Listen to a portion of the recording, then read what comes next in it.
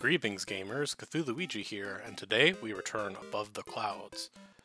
So as the final level that you are going to unlock, I think by any normal means, there are two treasures available to you right away. Last part we got the silver key, which was in the door you might have seen over on the right side of the screen as we were ascending.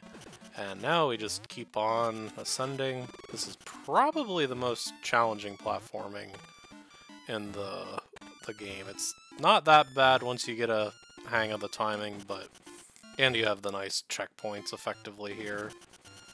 But still about the hardest thing the game throws at you, and the fact that it's timed phasing in and out kind of makes it more annoying than some. So I don't think there's actually any reason to go in here right now, but going in here is what a normal person would do on their first playthrough. And you would be met with a block that you can't do anything about right over there. So the correct way to solve this little area is to keep going over here, where you'll find another entrance to the same cloud, despite the fact that you can kind of see that the cloud isn't the same. You're really not supposed to think about it that much.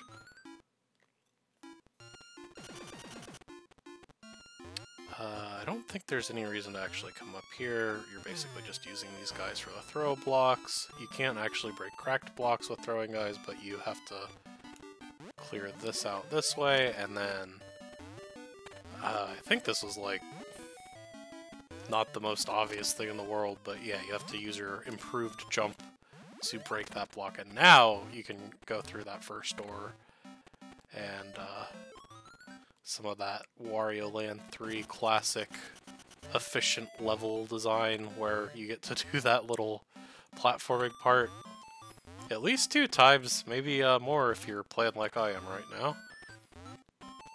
Thankfully we get a bit of a reprieve from this level after this treasure, but this actually is the bottleneck for a lot of the final treasures and several other levels. So no going to 100% or trying to get to 100% completion and somehow missing out on this level's existence. You really need it for everything other than a few little treasures that don't lead to anywhere, I believe. So yeah, the aforementioned repeated platforming is just coming down here, and wow, you get to go from here over there again. Okay, looks like I did that in a relatively painless manner. The way the platforms are arranged, you usually will get an opportunity to catch yourself as you fall if you're not, like, freaking out too much. But if you're falling, there's a reasonably good chance you're going to be freaking out too much. Anyway, let's see what we got inside this red chest.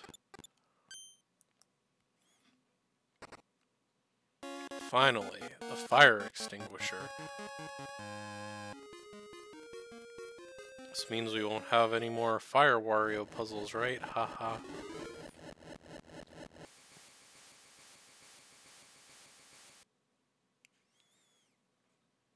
So don't be fooled. This does not affect the Cave of Flames, despite the Cave of Flames being the Cave of Flames. And yeah, when I was practicing for this, I just was like, oh yeah, one of the volcano levels, and I was already in this map, and I just went right there, and I spent some time looking around before realizing that, nope. No, the fire that was up here is just, yeah, that is. So there's 2 more left in here, right? This is like one of the most iconic traits of the late game Wario Land 3, I think. Like, all these rooms where it's like single block precision platforming. You need to, like, I don't think you actually need to get this guy down here just yet, but Lots of precision platforming with like awkward head bumping blocks here, and a lot of use of the mechanic of bouncing off an enemy's head for extra height. This one in particular isn't a particularly challenging example, but I don't know, this music is maybe adds to the feeling of frustration if you're having trouble with the platforming here. Yeah, there's a lot of this stuff where you like jump with a really low ceiling and it's not entirely obvious what you're supposed to be doing. You just kind of have to like figure out something that works. I'm pretty sure the crouch jump at the maximum distance works, but I think the better solution is just to dash to get the extra little... Like, you really don't get that much horizontal momentum, but it's enough to make the difference there.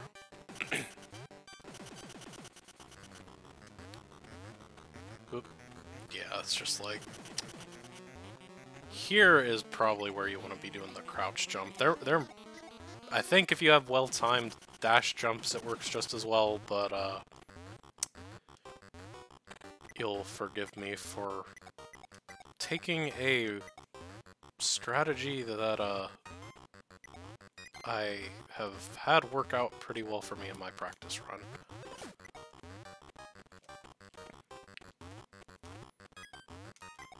Yeah, I'm actually recording this the day before it'll be uploaded. I want to stick to the Wario Wednesday upload. No, I was using the rewind a little frivolously when I was practicing because I was mostly just trying to figure out what levels I was going to and what areas of those levels, so I didn't spend a lot of time wandering around aimlessly. But yeah, this is a Tuesday before Wario Wednesday. This gets uploaded. I think we should probably be done with this. If not next week, then in 2 weeks from that. Definitely running out of stuff to do. And here's the brick I was mentioning that's added to the last two chambers of the Castle of Illusions. And that's all we need to complete the treasures in that area. I will stop by the East Crater first, just so we're not accumulating too much stuff. I think this one is not one that directly leads to other treasures, though. I believe it's the Castle of Illusions one that I really don't have any strong basis for that. I saw it recently, but it doesn't really, like, stand out in a way where that's something I should be calling my shot on necessarily. Okay, this is not the area that had a fire in it. The area that had a fire in it was beneath the frog on the left of or the right side. We went to the frog on the left the first time we were in this level. This is another case of try to be pretty careful with your movement to not respawn the annoying enemy. I think that one's the worst of it. Yep. Gotta make sure that's fully cleared out. And you have a particularly long period of doing this because Wario can only touch the ground and deplete the fire timer for a pretty small period of time there, but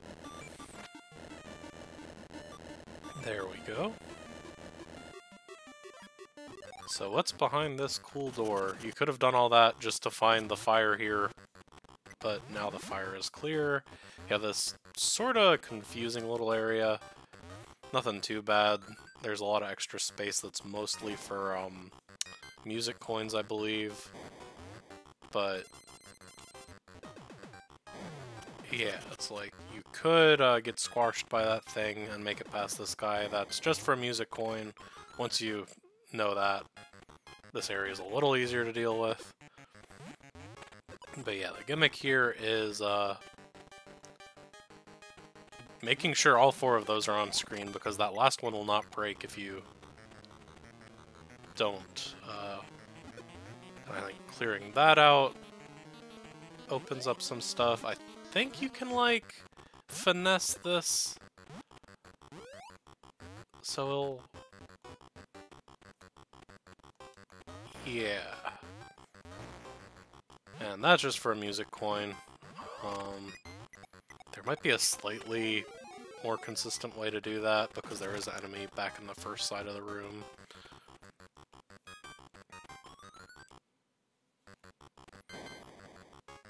But yeah, now that we've cleared that out, we do not need to go through this back room anymore. See, there's more throw blocks here. And you get the key.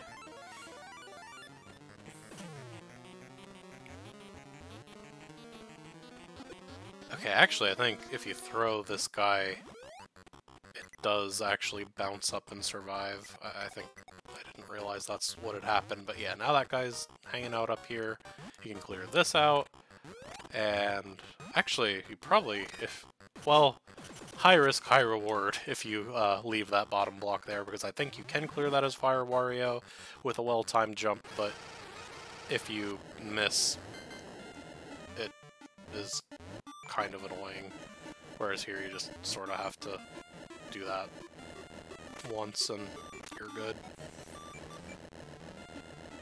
I like that one though. In a lesser level, they would have just plugged a golf minigame in there, and they didn't, and that's always a treat. I think we are going to get a golf minigame coming up pretty soon. Okay, yeah, this is just a part of the playing card suit shield series, which does not do anything other than be glorious treasure for Wario. Honestly, it's probably a bit easier to do this during the day just so you don't have to deal with the... Actually, no, the zombies are in here regardless. I don't know if their spawning pattern changes at all based on the day-night cycle.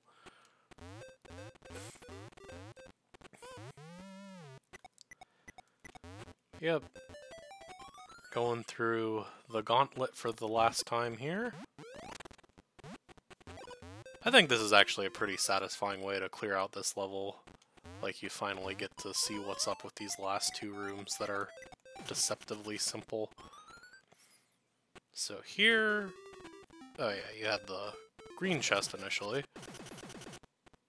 But one of the bricks that's slotted in takes you over here. And what you gotta do here is just clear out these throw blocks. I don't recall if they're strictly necessary, but I think what it is by having them here, you can retry more easily by taking the owl through here. Something like that. Or, okay, yeah, you do need to do that because you take the owl through there. But, oop, forgot to flip the switch.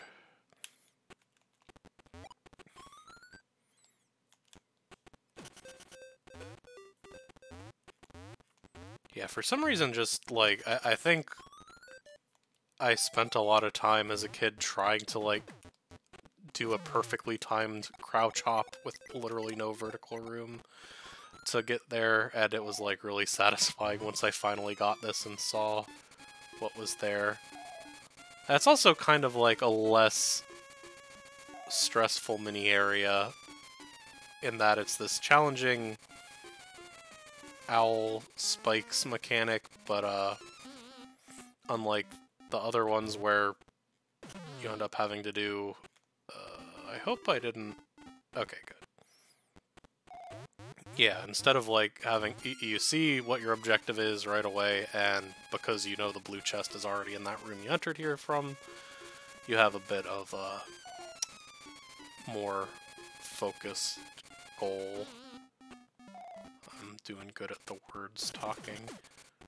Oop, and that's the thing you don't want to do, so you'll forgive me for rewinding here, because I don't think that really adds anything to the experience to just have to flip those switches again and get back there. I'm not going to abuse that, but I'm not in the business of making the last couple parts of this drag on just because they're a little root. Okay, I literally got this first try in my practice run.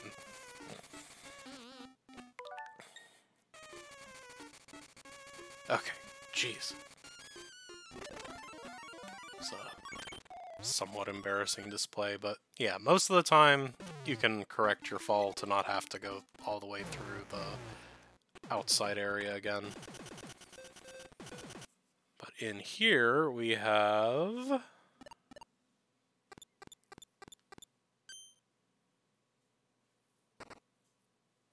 the other fire extinguisher. Yeah, I'm not really sure what this is supposed to be, actually. Like, rust spray? Is that a thing? Because what it does is it damages these, like, I guess they're supposed to be steel. They're, like, just diagonally textured. I don't know. If anyone is a rust engineer in the comments and knows exactly what that's supposed to be, please enlighten me. And that surprisingly has 3 different locations where it shows up. I think 2 of them are dead ends, but I mean, at this point in the game where each of the quadrants really only has... well, this one still has 3 with treasures left in them, but running out of places that stuff could really be, so it's understandable that not all the paths can epically diverge and continue diverging at this point. This is a pretty fun, like, Metroidvania-esque power move where you just use your fast swim to ignore the level design here. And the fact that it's all the way on the right is pretty cool. Now you can finally see what... oh, this is a pretty tricky little puzzle, but it has one of the best payoffs of the game, I think. I'm excited to show it off, but I won't get too ahead of myself. So all you want to do here is clear things out, so... it's pretty hard to light these that are up against the wall, but I think I already messed it up, but yeah, basically you just want to jump into it as you... yeah, and the trick isn't really that it's that hard to get reliably, it's that you have to do it 3 times, and you essentially need to route it so that you're hitting this one first, because you're not going to have time to platform back up. I don't even think this one is... yeah, that kind of frustrating result could happen every now and again. I need to stop reacting to stuff as it happens, which, as a commentary channel, like, I really should figure out how to accommodate my stream lag.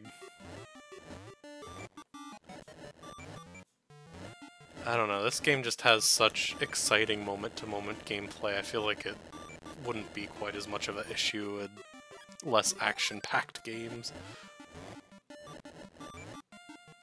Okay, jeez. I'm gonna get it on this next try, and if I don't, I'm going to rewind until that's the case, but I believe in myself. Yeah, in the end, that's all you really need. Believe in yourself, everybody. And I'm not sure if this is the last torch puzzle in the game, but it's pretty close to it, if not. I don't think you actually need to clear that out. Here we go. Here's the extra... I'm not really sure what the deal with that is. I guess, like, they expect you to butt stomp the enemy and find out that's breakable that way. You only have so many ways to interact with the world, but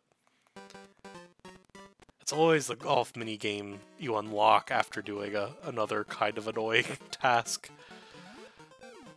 Oh, jeez. I think this one you can clear after that kind of foul initially. Because, yeah, it does line you up a little bit with more wiggle room than the starting area if you respawn here.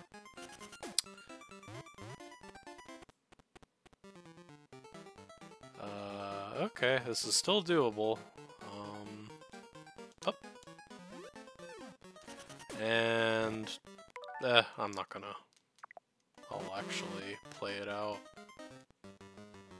Okay, I guess you lose 2 strokes if you go in the lava, and you just lose 1 stroke if you go in the water. I think that's how that worked out.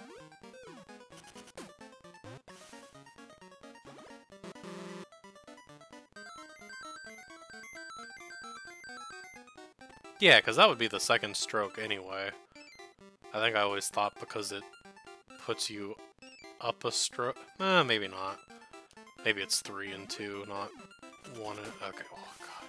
How do you get out of here again?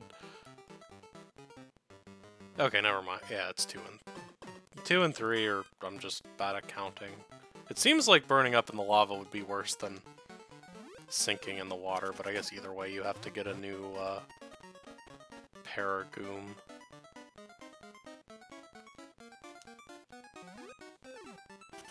Oh, the stinger guys are called Jelly Bobs. I finally did look that up. Although apparently Rudy the Clown isn't officially named that in Japan, and like in spoilers for Dr. Mario 64. Sorry if you came into this not expecting Dr. Mario 64 spoilers. You can play as Rudy the Clown in Dr. Mario 64, and I'm here for it. No, he's called a hidden figure in Japan. I found that out when I was looking at the Dr. Mario 64 character select to remember what Jelly Bob's name was.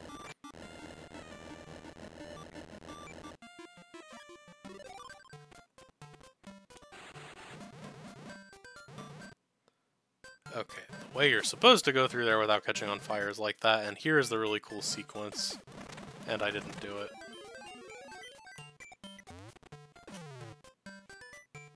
I think it's still possible. I don't actually care about that music coin, so I'm just gonna rewind there. God, another thing I did first try of my practice run, and I just kinda like forgot that it wasn't automatic. Yeah, it's beautiful. No input between collecting the key, bouncing off the wall, and opening the chest. Your backwards momentum is enough to force Wario to start opening the chest. And here we have Blue Chemical.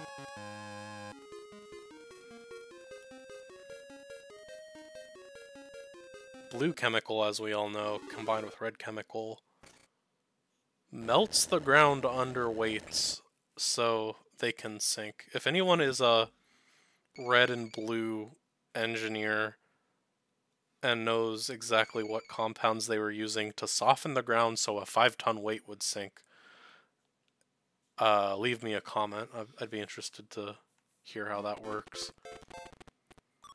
Alright, in the Cave of Flames, we just have another softened wall. I believe we're getting another one of the lovely platforming challenges with a red mountainy background that define the Wario Land 3 endgame.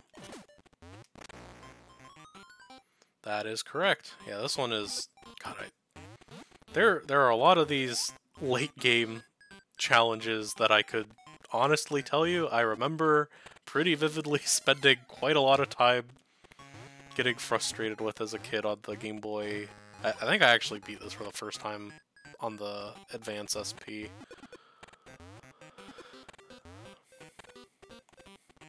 Can't imagine what it would be like without a backlight.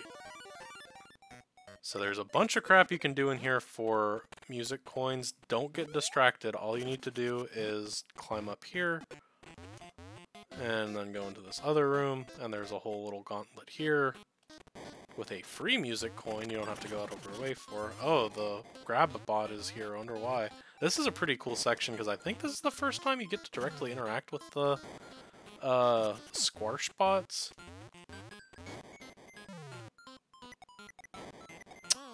Oh, that's why that grab bot is there. Oh, this is a pretty rude punishment. Oh my gosh. Wow. Dough I missed indeed. Dough I missed indeed. There we go. Well, at least that was sort of interesting to show off. Okay, gotta be cool and slide under. You don't actually have to attack those guys. They're so freaked out by you being in their personal space that they're harmless. They'll just get frustrated if you jump into them. And now at the top here, we want to get squashed. And take Floaty Wario. Thankfully, in a, like, method that you can't really mess up. Nothing is really as unforgiving as the vast crater. Or Colossal Hole, that one.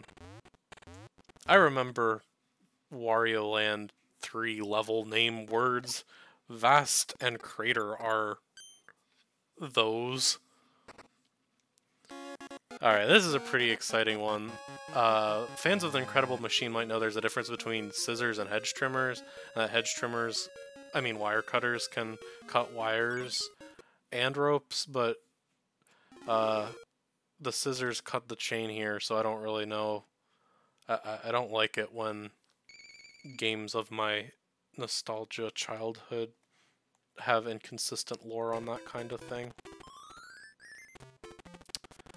Alright, let's check out the west craters. Crusty, rusty area. That sounds kind of bad.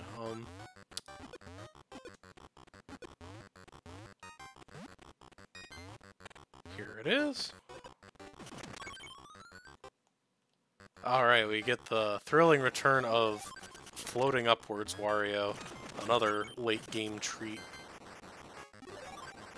I think those guys are called like Applebee's. I'm probably going to 100% the treasures in this recording session, so I'm not actually going to look that up, but leave me a comment if you're an Appleby engineer and know what their actual name is.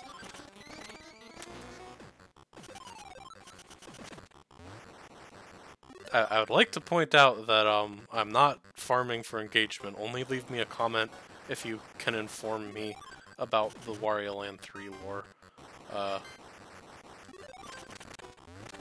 Dislike this video and don't share it with your friend.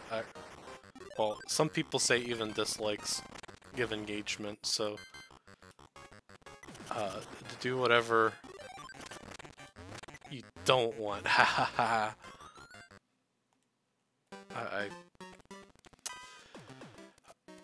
You could probably make a case that I have run out of commentary for golf, and that was retroactively harming me. Look how good I'm doing at this one, though. I like normally mess up when I'm trying to do full power. Okay, I think in the like yellow-white area is probably where I want to be for this.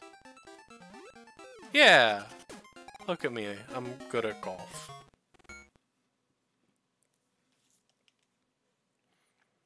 I don't think I've actually ever played a Mario Golf game, but I'd like to think that Wario like forgoes the actual golf club and does his famous shoulder bash. I wanted to say he did that in baseball, but I was actually thinking of Petey Piranha going unarmed and Donkey Kong using the boxing glove. Okay, so what's the joke here? I'm not gonna reset on that one, but I'm not gonna be particularly proud about it. Okay, so okay, I want to be re-entering this area, and okay, I should just be able to go like here, and okay, now I just need to access that from the other side. Or like this, or like this. Yeah, lateral problem solving. I cannot recall if I have actually seen the chest yet. I did not get to this part in my practice run. I was mostly just trying to reacquaint myself with this game's epic physics and controls more than practice literally everything.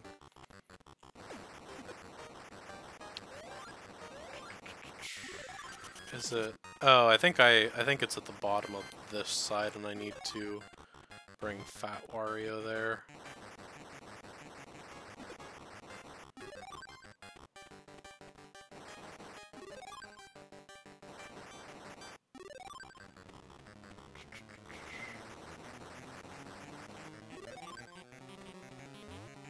kind of want to start discourse about this game, suggesting that apples make you fat, but I shan't.